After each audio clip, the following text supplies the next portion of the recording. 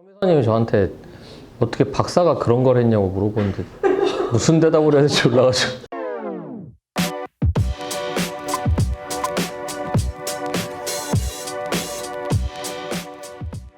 지난 시간에 실제 그 방에서 가학적, 변태적 음란물을 본 사람들에 대한 이야기를 했거든요. 근데 이 영상이 N번방에서만 공유됐던 건 아니었던 것 같아요. P2P 사이트라든가 야동 사이트 이런 사이트를 통해서 영상물을 받았는데 이게 박사방 영상이었다 하면서 사람들이 좀 그 질문들을 많이 하고 있거든요.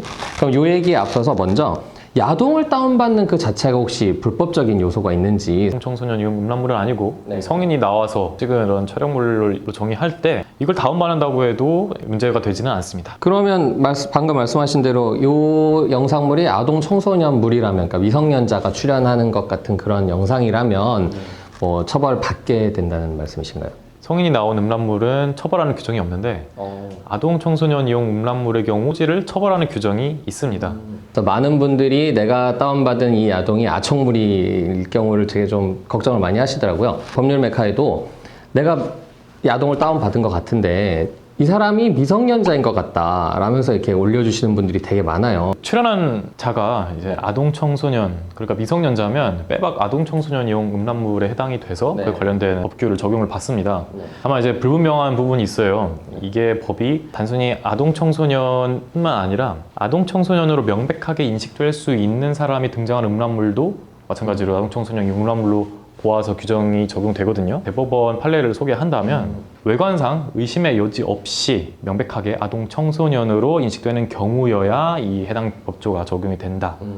그래서 등장인물이 다소 어리 보인다는 사정만으로는 그 아동 청소년 이용 음란물에 해당하지 않는다 정도로 이 정도의 취지로 해석되는 그런 판시가 있었습니다. 내가 야동을 다운받았는데 그 영상이 N번방 영상이었다. 그런 분들은 그럼 혹시 처벌을 받게 되나요? 대상이 아동 청소년 이용 음란물임을 뒤늦게 알았다 했을 때 단순히 법에서는 소지한 것 자체로 처벌하는 게 아니라 이것을 알면서 다운받은 경우에 처벌을 하거든요. 근데 몰랐다면 소지의 고의가 부정돼서 아청법 위반 음란물 소지죄가 해당 안 될 수 있습니다. 지금 N번방 추정 참여자만 26만 명에 이를 것이라는 그런 뉴스가 되게 많이 나오고 있어요. 그래서 지금 청와대 국민청원 게시판에서도 아예 26만 명 전체에 대한 신상 공개를 해야 된다라는 청원이 벌써 200만 명에 다다르고 있다고 하거든요.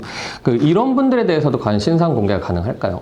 N번방 참여자의 경우 법무부가 좀 강력하게 의유를 한다고는 해요. 단순히 이제 열람 내지 소지뿐만 아니라 가담교사 방조라고 해서 방 개설자들의 행위에 가담했다고 법령을 적용할 목적인 것 같은데, 그러면 신상공개 대상도 될 수 있다고 봅니다. 소지죄는 보통 벌금형으로 끝나고 이 성폭력처벌법상 이제 신상정보 등록 대상자가 벌금형, 소지죄의 벌금형을 받은 경우에는 공개가 안 되거든요. 등록 대상도 아니고 단순히 벌금형에 그치지 않을 때 는 이제 정보가 등록되고 공개가 될 수 있는 그런 근거는 있긴 합니다. 사람을 수단으로 대하지 말고 목적으로 대하라 라는 말이 1700년대에 살았던 독일의 철학자 임마누엘 칸트가 했던 말이더라고요. 지금 300년이 넘는 시간이 지난 이 시점에 이렇게 정말 말 그대로 사람을 돈벌이 수단으로만 사용하는 이런 극악무도한 일이 있는 이 작금의 현실에서 제가 개탄을 맞이 않을 수가 없습니다.